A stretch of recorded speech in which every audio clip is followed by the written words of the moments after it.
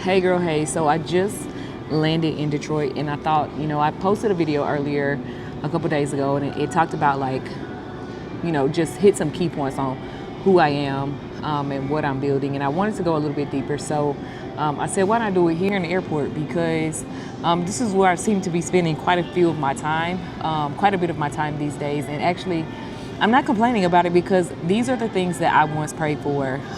Earlier in the last video, there was a statement that I made that is very close to home for me. It is that I am currently pursuing the life of my dreams while also living in the realities of a dream that I previously had, right? But there's a distance between the two. And so I started this YouTube channel because I want to document the journey to building. I want to, more than anything, I want to be able to look back and see how far I've come. I want to have a bit of the documented journey. So I remember being a kid and my grandmother, she used to keep picture books, and she had this large camera recorder. We're thinking this is like the 90s, early 2000s. And she had this large camera recorder, and she would record it for holidays. She would charge it for holidays, and she would record Christmas. She would record birthdays, birthday parties, and she was a real historian, a real documentarian. And so I've always been into content. I've shared quite a bit online, mostly like getting dressed and things like that.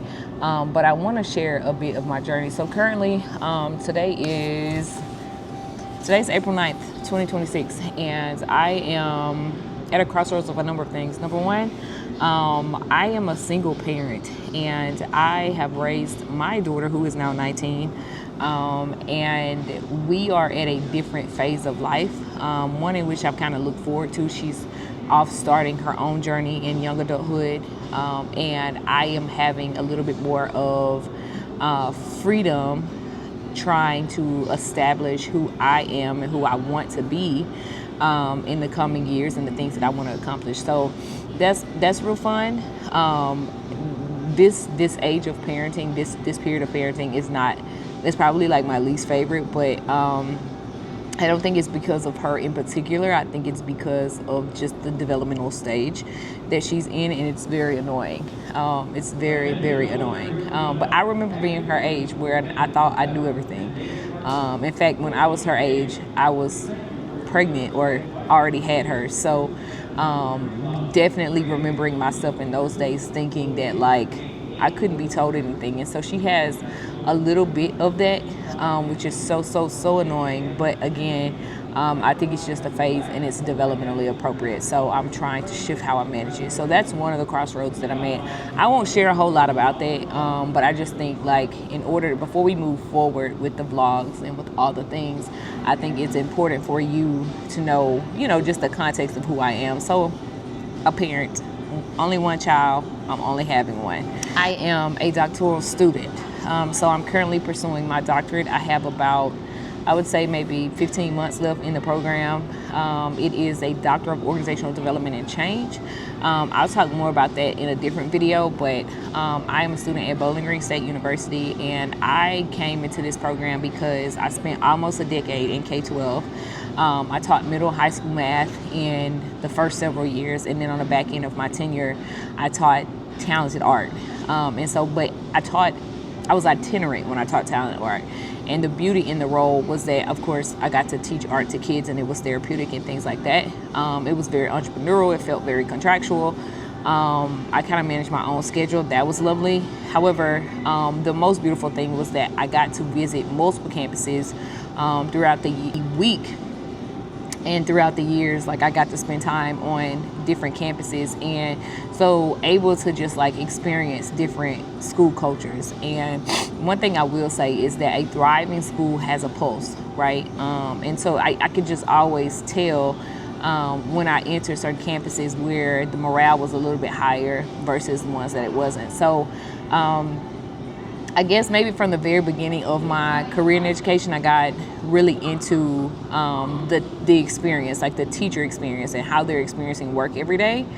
And so I came into this program thinking like culture was it. Like we have to create a better culture on our campuses in order for people to want to do this work and stay in this work.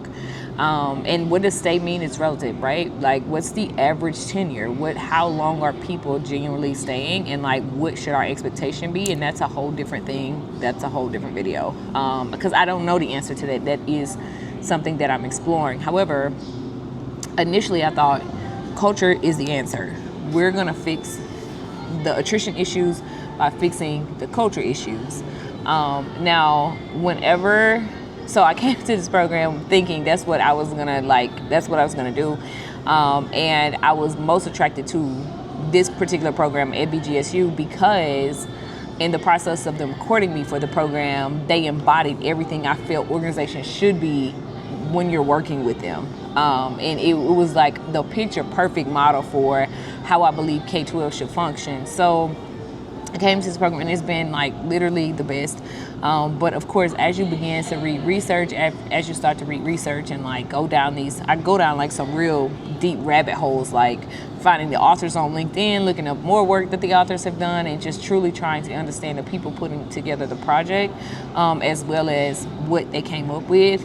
And so, as I was like reading research and digging deep into it, I decided, I came across this like staggering statistic that was saying that the larger gaps in K-12 where we have the most attrition and where we have the most vacancies right now is in middle and high school math. And it just felt like poetic justice for me because that is exactly what I used to teach. And so I was like, okay, well, I am going to go and spend my time, I'm going to dig deeper right there. So like, what is it about middle high school math that people don't want to do, and what's the fix? Like, because I think, and I don't want to get too deep into this, but like math teaches you so much, right? You learn pattern recognition, which is a life skill, through math, right? And so it's like students they need every subject, but I think like whenever I think about our country and the state that we're in and how people have a hard time thinking analytically and tying A to B to get C, it feels like the math experience failed them, or they weren't attentive, or whatever the case may be. But I believe that math teaches a lot of those life skills. And so obviously it's super important, not more important than other subjects. I'm not saying that, but I'm just saying from a math standpoint, I honor like what math is. And so anyways, I started doing the research and reading. And when I say doing the research, I just mean reading the research right now. Like, I'm just reading other people's work and what they've come up with. And so seeing that's where, of course, you have your ESL, you have your SPED right behind it. But for the most part, at the very top of the list is math in middle and high school in particular. And so I was like, okay, that's where I'm going to dig my heels in. And that's currently where I still plan to dig my heels into with my dissertation research and things like that. That's a whole different story. But so initially I was like, I will go consult with schools on the basis of school culture, and we will do risk assessments, and we will figure out what's the problem, like what's the root of the issue, and then we will put together a personalized intervention plan to roll out in order to help schools bridge the gaps, right, and keep people and make people want to come. And not make people want to come, but like, I just remember whenever I was teaching, I would pass 10 schools on my way to the actual district where I was working. And so I would say to myself, well, what makes me want to stop here? Like, I passed 10 schools. Like, why didn't I choose to stop at one of those? And so it's very important, I think, for districts to be able to answer that question. Like, why would somebody want to come and work for you in your district, for your school in particular? And so, like, ideally, if I could, like, dream up my, I guess, dream job, if that were a thing, in part, it would be like managing a marketing department for a public K-12 school system. Now, I know that doesn't exist. There is no marketing department, but I would like to do employer branding work with them. Now, employer branding work is like twofold, right? You can't have a public persona. So part of the employer brand is how you're perceived publicly and how you're positioned in the marketplace and what makes people want to come here. It's what you're saying you are and what you bring. So it's how you're communicating that. So that's part of it. But the real story is in the experiences that people are actually having on your campuses. And so it's cyclical. So either they're having the experience and it supports what you're saying that you are, and it loops. Basically, this is who I say I am, this is the experience that they're getting, and this is how it supports what I say that I am. And we're married to the experience that people are getting because this is who we believe we are, this is who we want to be, and so on and so forth. And so I would do work with a school system or school systems in general to create that for them, and like in a way that's not like K-12. Like honestly, like come on, we're in 2026 at this point. Like, so how you're going to attract your next generation of teachers is not the same as how you attracted the last generation, and that's not unique to K-12. Like that's the world that we're living in. It's ever evolving, and so sometimes I think that in the K-12 space we just rest on people are going to do the work because they have the heart for the work. And that's 100% true. Like they do have the heart for the work, but that's not a retention strategy. Like in fact, if it is, it's a poor one, right? Because as soon as they get tired, they're going to leave. Like it's not, they have the heart for the work, but burnout is also a real thing. And so like we should be cultivating environments that are healthy and psychologically safe and like make teachers want to come and do the work. Like I want to believe that like, you know, that is the missing piece or whatever, and that's what I believed it was before. And so that's why I was like, okay, I'm gonna go do cultural work. Well, what's the problem with that? Well, number one, the problem was that nobody wanted to like trust me that I could do it. They were like, okay, how long have you been a principal? How long have you been a superintendent? Okay, all right, yeah, got me there. But like education is the only place that is like that. Like in other, I have a friend, in fact, who coaches in the NFL, and like he's never played in the NFL, but nobody's saying you can't have a job coaching in the NFL because you haven't played in the NFL. Some people just have a skill set and, dare I say, a gift, you know, a unique agitation. You know what I'm saying? They may be called to something, purpose and position for a thing. And so I respect it, I trust it, but education is like one of those unique spaces where people are like, no, you can't. You have no voice here because you've never done XYZ work. And what's crazy is that like they say that, like we say that in K-12, but then as soon as something pops up on social media, we so easily like embrace the narrative that people are pushing in society about teachers. Like we feed into that, but like when it's somebody trying to help the situation or somebody wanting to do work and feel like they have a solution for a thing, it's like, oh no, you haven't done it, so we're not listening to you. Okay, fair. So anyways, and the other issue, that was the first issue. The other issue is that when we're talking about culture initiatives and interventions that are going to impact culture, sometimes they're not sustainable. And they're not sustainable because there are so many competing priorities. So like I feel that for culture to shift, the school leader, district leader, they would have to be so committed and so married to the intervention, because whenever you have all of these competing curriculum, you have SPSS scores, you have all the things, truancy, child nutrition, you know what I mean, mental health, like you have all of these things that are budgets that you got to stay within, all of these things that you're managing. The last thing that you're really thinking about is like, okay, what environment am I creating at work today? Right? You're just trying to get through the thing. You're just trying to get done. You're trying to get through it.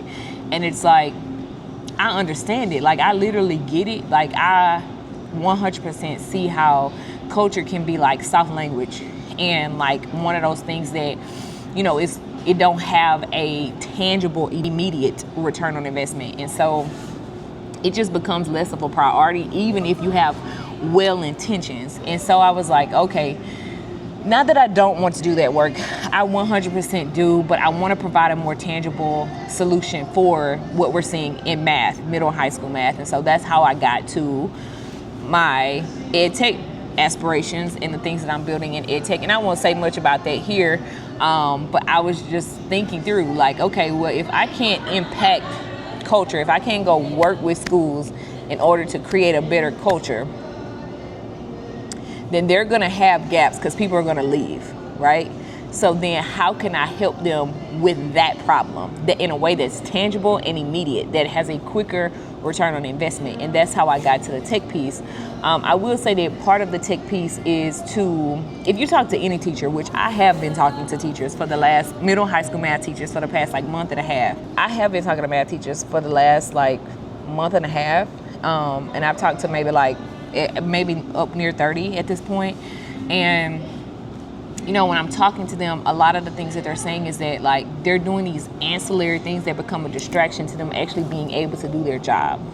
And so like, even though they're math minds, they may have math backgrounds, they may be committed to teaching the math, they're not data analysts, for example. And so sometimes it's like, oh, you expect me to be a data analyst and a teacher, but I can't be a teacher and be a data analyst. Plus, you never taught me, who trained me to be a data analyst? So it's like, yeah, we're saying we're having data-driven instruction, but nobody taught me how to do it with fidelity that was really going to drive instruction, that was really going to be effective. And so like, there are multiple things, and that's just one example that came out of our conversations. And so I'm like, okay, well, like we have way too much technology. We have way too much AI for us not to sorry, my phone is over there charging, for us not to be able to come up with some type of solution that removes some of that off of the table of teachers, that supports what they're doing so that they can focus on the things that they truly want to do, which is teaching. So that's part of how I got to my EdTech ventures. And so that's what I'm doing right now. Like I am building out my MOAT, my MVP and things like that. I'm putting together strong applications so that I can go after funding during the funding cycles in the fall, and like really just trying to get money to like at least get the initial version of what I have in mind built out. I'm searching for a co-founder, or I am looking to work with a tech agency in order to, you know, get it done, because I have the idea. I don't have the technical skill set to do it, but that's okay. It's gonna come, and I believe it. And I believe that this is exactly where I'm supposed to be right now. So this YouTube channel will also be like that process, like literally behind the scenes, like digging through the wins, the losses, like what's working, what's not working, in order to build that. And I know it seems like a very ambitious goal, but I'm an ambitious girl. Like I'm probably the most least likely to be somewhere talking about becoming Dr. Carter. Do you know, like, I did not graduate undergrad till I was 26. Okay, I had a daughter. I joined the military. I was helping with my grandparents who were both ill, both bedridden. And like, I've navigated through all of that to get where I am today. And like, I keep going. I just keep thriving. Like I can't imagine a world where I'm just not pushing toward the next thing. And like, yeah, embracing all that I've accomplished and celebrating those things, but like going to get the next thing, like going to keep building, keep doing the thing or whatever. Like I have a dream, and I truly believe that I can have it. And so this YouTube channel is for girls who got one too. Like we can dream together, girl. We can have us a latte. I love me a latte. We can have us a latte, and we can just talk about all of the things. Like I truly am rooting for you. I want your dreams to come true, just like I want my dreams to come true. And so that was the intent. Like that's the intent of my YouTube channel. So there's that. So I've stated about the doctoral program, sharing some behind the scenes of what I have left of that, graduation, oh my God, all of the things, planning what graduation parties will look like, graduation pictures, girl, I have a whole Pinterest board. But the work that it takes to get there, obviously we're not overlooking that, the research process and all the things. And then I am building out Noom. Noom is the name of my EdTech platform, which is like a play on number or whatever. So Noom is the name of it. And so building that out and all of the behind the scenes of what that will be. Coffee shops, I love coffee shops. So like whenever I'm traveling, I'm going to go to a coffee shop because I got to see coffee shops. It's going to be travel content. I'm traveling a lot for work, and I'm also traveling a lot for school. So like whatever that is, that's going to be on here. You can expect to see that. You can also expect to see clothes. I'm going to get dressed. I love a blazer, so I'm going to wear a blazer. Where I'm shopping and things like that. Right now I'm thrifting a whole lot more than I was in previous. Like I was thrifting a lot, and then I went through a gap where I wasn't thrifting as much, and then I started back thrifting again. And so I'm thrifting a lot now. In fact, this blazer is thrifted. So I'm working at a marketing firm So you'll also get like some behind the scenes of what I do at work every day. So I work for a marketing firm in Baton Rouge, and at that marketing firm, we have 3 pillars. So we do 3 things and we do them very well. So the first thing we do is branding. So I'm gonna end this here. Again, welcome to my YouTube channel. Just getting started, girl, but we're dreamers here. And we believe that we have a dream and we can have our dream. We are ambitious girlies over here. We're going after everything God said we could have. We're going to get it. I am going to get it. You are going to go get it. And so if this is your vibe, grab your latte or matcha or bourbon or a glass of wine or whatever your thing is. I'm going to have a latte.